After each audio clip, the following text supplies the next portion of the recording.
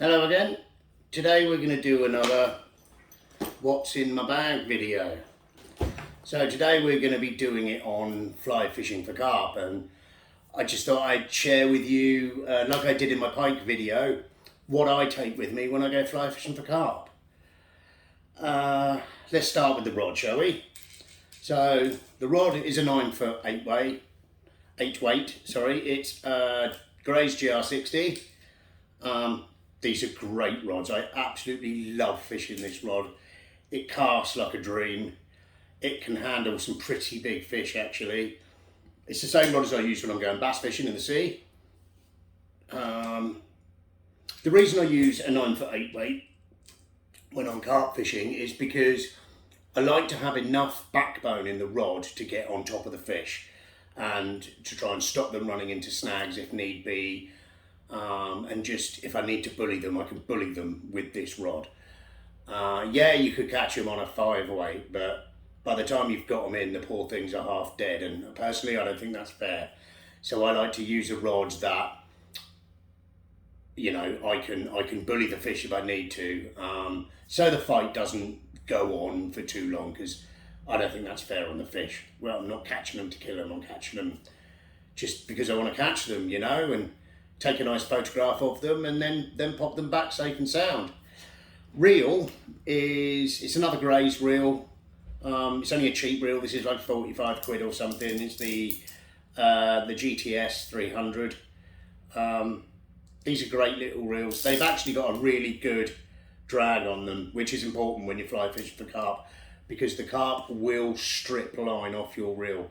I've lost count the amount of times they've stripped me into my backing, and I've been thinking, oh my god, I've got to clamp down on this fish to try and get some line back on the reel. But any reel with a fairly large arbor, so you can pick line up quickly, and a good drag will do you. Line is an 8 weight floating line, weight forward, just to match the rod, but a good one. Buy the best line you can.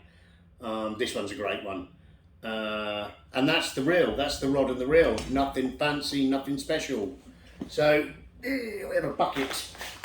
In this bucket I have a catapult to fire bait out, and then in this bucket, hopefully you can see that, are 3 different sizes and types of floating dog food. So floating dog biscuits. You know, we've got large ones like those two, and then we've got smaller ones. Oops, if I can just pick up one of the smaller ones. Come here, little monkey. And then you've got small ones like those. Okay? And what that does is it keeps the carp guessing, because every biscuit is a different size and shape. They get used to sucking in different sizes and different shapes. So when they come to your fly, it's not the same as all the others, obviously. Now, if all these biscuits are exactly the same, they will get used to how they go into their mouth and how much force it takes to get them in their mouth, etc., etc. When they come to your fly, it's going to be different. The buoyancy is going to be different. So they will back off it. Trust me, they will. Whereas if you've got 2, 3, 4 different sizes and shapes of biscuits, it keeps them guessing, and they never know because everyone's different. So they come to your fly and just suck it straight in.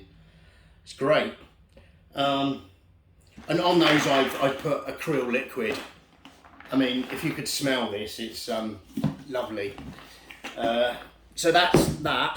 And all I would do is go and find some fish, put some biscuits out, get them feeding, cast a fly onto them. As the season wears on and they get fished for more and more on the surface, then sometimes just walking around with the rod and the net and casting single flies at cruising fish can be really deadly. I catch a lot of fish doing that, where I won't put any bait out at all. I'll literally just walk round with the fly and casting at cruising single fish, casting at fish that are on the top. You can get them to take it. Now, the net is essentially just the same net as I showed you in my fly fishing for pike video, what's in my bag. except I've now managed to source a rubber meshed netting to go over the frame which I've made. It just dries where it's rubber, it dries quicker. You don't get hooks caught in it. It doesn't seem to catch in brambles as much and stuff like that. It's great, but I can't find one. As I explained in my fly fishing for what's in my bag fly fishing for pike video, I can't find one on the market, so I made one. Simple as that. If you want more on this, go and watch that video. Have a look down in the video lists on my channel and you'll find it there, literally fly fishing for pike, what's in my bag. And I go into a little bit more detail how I made that net. Now, polarizing glasses goes without saying. You're fly fishing, always wear polarizing glasses. A hat, I tend to live in this hat, but a hat is also very good. Now, what's in my bag? Water. Very, very important that when you're walking around in the summer heat, that you take water with you. Something else I always take too is a little sun block. It's tiny little, you can see how big it is. It fits in your bag. It's like factor 30 or something, is it? Yeah, factor 30. And I can pop that on my nose, or, you know, just to try and stop myself getting burnt. I tend to get burnt on my nose a lot, so this thing is just like your missus's lipstick, right? And you can pop it all on your nose like that, or wherever you need to, and it will just block the sun. Very important, that. Weigh sling to weigh these fish. Set of scales. Just to know if you catch a big one, be nice to know how much it weighs. Flies. These are just dog biscuit imitation flies. Now, I use these for most of my fishing when I'm fly fishing for carp. They just eat them. There's a couple of different, there's sort of felt backed foam dog biscuit imitation flies there, and then there is the deer hair dog biscuit imitation flies, and there's a couple of yellow blobs up there. Sometimes casting a yellow glob at them and letting it sink in front of their face can induce some quite aggressive takes sometimes. But you don't need anything special at all.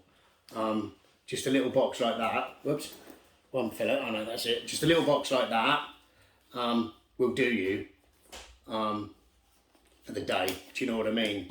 I do have a video again in some previous videos I've done of how I tie my dog biscuit imitation fly. So if you're interested, pop back and have a look at that one. Let's have a little look. Right, this compartment. Two sets of oh my god, why is it you always go blank when you're doing a video? Forceps. Wow, I couldn't think of that word. Isn't that mad how that happens? So I've got a straight pair of forceps and a curved pair of forceps, just, you know, so you can get in there and take the hook out if they've taken it deeply, and sometimes they do. Muslin and gink to waterproof the flies and keep the leader up on the surface. Talking about leader, I tend to use either this Reflow Power, it's called, by Preston Innovations, or this Guru Engage. They're both in 12-pound breaking strain. They're both like 0.25. I think this one's 0.26, but hey ho. Incredibly thin and incredibly strong. Yeah, you can use other types of leader, of course you can, but these two are my favourite. I'm not sponsored by any of these companies, by the way. I just like their products, right? And this one, I've landed fish to nearly £25 on the Guru one, which ran through a whole heap of snags, and the line didn't break. So it kind of sold it to me. And this one is the same. I think it's the same line, to be honest with you, but that's what I use for a leader. Leaders, I tend to go about 8 foot, 7 foot maybe. And I find that's normally fine. You can go a little bit shorter and you can go a little bit longer, but I find about 6, 7, 8 foot's about right for me. And apart from that, that is literally all I tend to take when I'm fly fishing for carp. You don't need a lot. You just need the right stuff. And that's about it, really. Nice, short, sweet video for you. Hope you enjoyed that. If you want any more information on fly fishing for carp, please contact me either on the Musselwhite's Flies Instagram page or Facebook page, or contact me via by leaving a comment on YouTube. And I'm happy to answer any of the questions that you may have. If you haven't fly fished for carp, you've got to go and give it a go. It's great fun. And then on a summer's evening or a summer's afternoon, just walking around with a rod, and it's just great fun. I mean, I like the carp fishing anyway, but I really like catching them on the fly. Anyway, it's enough of my waffling. If you have liked it, if you ever like watching the video, please hit that like button. Please subscribe to the channel, and I'll see you on the next one. Thank you.